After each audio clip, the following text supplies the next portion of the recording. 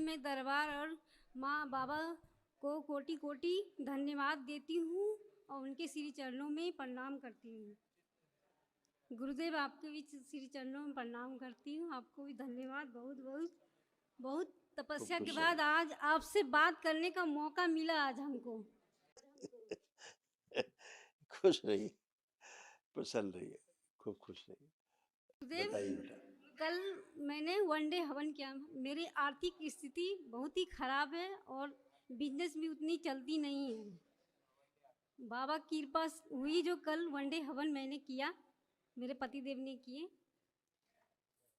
मैं चाहती हूँ कि आप सब गंदगी गई, अब कुछ भी शेष नहीं बचा, सब गंदगी गई, एक भी कष्ट नहीं बचा, ना आपको बचा ना पति को बचा। कई लोग रखे डीएनए में, 6 लोग हैं। किसी के कोई कष्ट शेष नहीं। जो असाध्य रोग हैं उनके लिए एक महाहवन करना है, ठीक है? दरबार की ओर से, मेरा इस दरबार की ओर से जो निःशुल्क, दरबार की ओर से जो निःशुल्क है एक दिवसीय महाहवन, वो करना है अपना, और 2 लोगों को साथ में रख करके करना है। परिवार के 2 लोग साथ में संकल्प करके और महाहवन कर सकते हो, ताकि ताकि असाध्य लोगों की स्मृतियां भी नष्ट हो, ठीक है? जी आपको जो गंदा गंदा लगता था, गंदा गंदा फील होता था, चिढ़ होती थी, है ना, देख के चिढ़ होती थी एक दूसरे को, ये सब खत्म। पीसीओडी खत्म, यूट्रस में गांठें बन रही थी आपके, वो सब स्मृतियां नष्ट हुई। गुस्सा बहुत भयानक वाला था, जी गुरुदेव। बस मर जाए कि मार डालें, मर जाए कि मार डालें।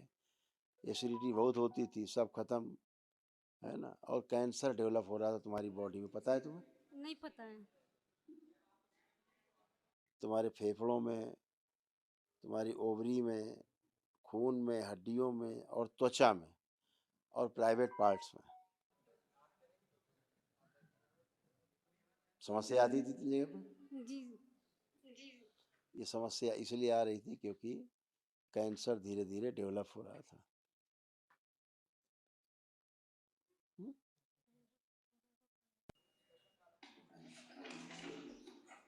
गुरुदेव, ये सब रोग कष्ट थे आपके डीएनए में, परिवार में, जो दरबार ने सब नष्ट किए। एक भी अब शेष नहीं, एक भी स्मृति शेष नहीं। सभी स्मृतियां ये नष्ट हुई जो रोगों की जड़ थी। पढ़ सकते हो, यही सारे रोग और कष्ट थे आप सब।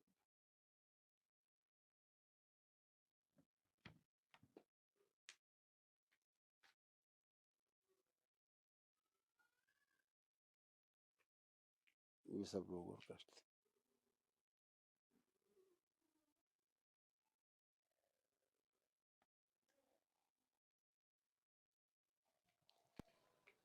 गुरुदेव एक फोटो ले लें इसका। हाँ बिल्कुल ले लो, क्यों नहीं ले लो, बिल्कुल ले लो, आप ही की संपत्ति है, लीजिए।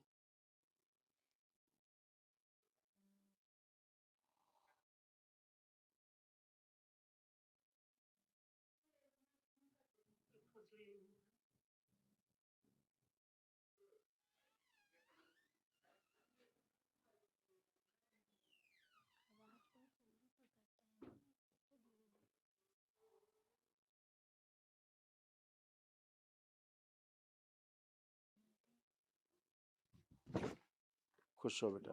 गुरुदेव एक और आशीर्वाद चाहिए आपसे। मेरे वंश में एक भी पुत्र नहीं है। मैं चाहती हूँ नॉर्मल डिलीवरी से पुत्र हो। मेरा 3 सीजर हो चुका है, चौथा सीजर में बोला मेरे मौत हो जाएगा। पुत्र ही क्यों चाहती? जिनके पुत्र हैं उनसे पूछा है कि पुत्र हैं, उनसे पूछा है उनके पुत्र क्या कर रहे हैं उनके साथ? नहीं पूछा। ऐसे 10 लोगों से मिलो जिनके पुत्र ही पुत्र हैं, फिर उनसे पूछो कि उनके साथ क्या कर रहे हैं उनके पुत्र, संतुष्ट हैं पुत्रों से? एक मान्यता बना रखी है आप लोगों ने, पुत्र है तो मतलब फिर आप बहुत ही आप भाग्यशाली हैं, और पुत्र नहीं तो आप बहुत ही मतलब कलंकिनी हैं, बहुत ही आप दुष्टा हैं, बहुत ही आप जो है दुर्भाग्यशाली हैं। ऐसा समाज में ऐसा बना दिया है परसेप्शन। ये सब जो गंदगी, ये सब जो गंदगी है ऐसा बना दिया है। और जो इच्छा तुम कर रही हो, बता रही हो हमसे, ये तुम्हारी इच्छा नहीं है, ये दूसरों की इच्छा का तुम हमसे बखान कर रही हो। ठीक है? जी गुरु हाँ या ना? जी। और बिल्कुल भी नहीं जाना है, बिल्कुल भी नहीं जाना है। एकदम सही। जो बच्चे हैं, अगर लड़की है तो लोग कहते हैं ना कि लड़की को लड़का मान के पालन करो, ये बिल्कुल बेवकूफ़ी की बात है। लड़की को लड़की ही मान के, जान के लड़की की तरह ही लालन पालन करना है। माँ है वो, तो एक अच्छी माँ बने, इसलिए लड़की ही की तरह उनका लालन पालन हो, लड़की की तरह ही सारे संस्कार उनको दिए जाएं। लड़कों की तरह क्यों पाला जाए भाई? पैंट कोट पहन के घूमेंगी, फिर आप कहोगी कि शादी नहीं कर रही। जब लड़का बना दोगी, धीरे धीरे उसको स्मृतियां लड़कों की भर दोगी, तो फिर लड़कों के प्रति आकर्षण खत्म हो जाएगा। फिर आप कहोगे बिटिया शादी नहीं कर रही, उसको लड़के नहीं पसंद आ रहे, आकर्षण ही खत्म हो जाए। यही तो समस्या बन गई है। माता पिता लड़की को लड़का बना करके पालते हैं, बहुत बड़े गर्व से बताते हैं, अरे हम तो लड़के की तरह हमारी लड़की है। बेवकूफ है नंबर एक के वो लोग, नंबर एक के डफर हैं, जो लड़की को लड़का बना के पालन लालन पालन करते हैं। रोते हैं जिंदगी में, और लड़कियां भी जिंदगी में रोती रहती है क्योंकि पुरुष बन जाती हैं, और ना वो सुख दे पाती हैं परिवार में जा करके, ससुराल में ना सुख ले पाती हैं, क्योंकि बन जाती हैं पूरा पुरुष। दिन भर लेके लाठी डंडा लड़ती रहती हैं, दिन भर पुरुषों की तरह अकड़ती रहती हैं। अब पुरुष, पति उसका पुरुष, खुद ही पुरुष बन गई, अब कोई आकर्षण बचा? नहीं बचा। तो फिर जीवन नरक हो जाता है। इसलिए बच्चियों को बच्चियों मान करके पालन करना है, ईश्वर को धन्यवाद देना है कि आपके पास बच्चियां हैं। ठीक है? हाँ, खुश रहो। गुरुदेव, एक और बात, मेरे बच्चे बहुत मोबाइल और देखते हैं। अपने घर के लोगों से बोल दो मानसिकता अपनी अच्छी करें। मानसिकता अच्छी नहीं है, उस मानसिकता को अच्छा कर लें। बच्चियों मोबाइल आपकी नहीं देख पाएंगी, नहीं छुएंगी।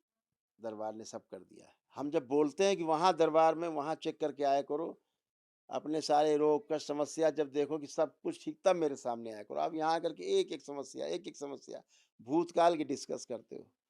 हम भी आपका मान रखने के लिए आपसे डिस्कस कर लेते हैं भूतकाल की, है ना, जो हमें नहीं करनी चाहिए। लेकिन आप लोग भूतकाल में जीने के आदी हो, और इसीलिए पीड़ा रहती है, क्योंकि भूतकाल में ही पीड़ा है और भविष्य चिंता है। और दो ही गहने ऐसे हैं, दोनों कान में पहन के घूम रहा है आदमी, पागल बन के घूम रहा है, पीड़ा लेके और चिंता लेके घूम रहा है। पहने गहने दो ठो, एक पीड़ा भूतकाल की, एक भविष्य की चिंता, दोनों लटकाए घूम रहा है, जी नहीं पा रहा है। दरबार ये दोनों छुड़ाने की कोशिश करता है, लेकिन उसके बाद भी आप लोग मानते ही नहीं हो। चलो खुश रहो। एक महावन करना अपना संकल्प करके, और दो लोग और जोड़ लेना। अच्छा, ये बच्चा जो आपका है ना, ये हाइपर एक्टिव है, इसको असाध्य रोग है, इसको, हाँ, इसको असाध्य रोग है संसार का, इसको तो इसको बिटिया को इसको भी शामिल करना। ठीक है? हाँ, खुश रहो।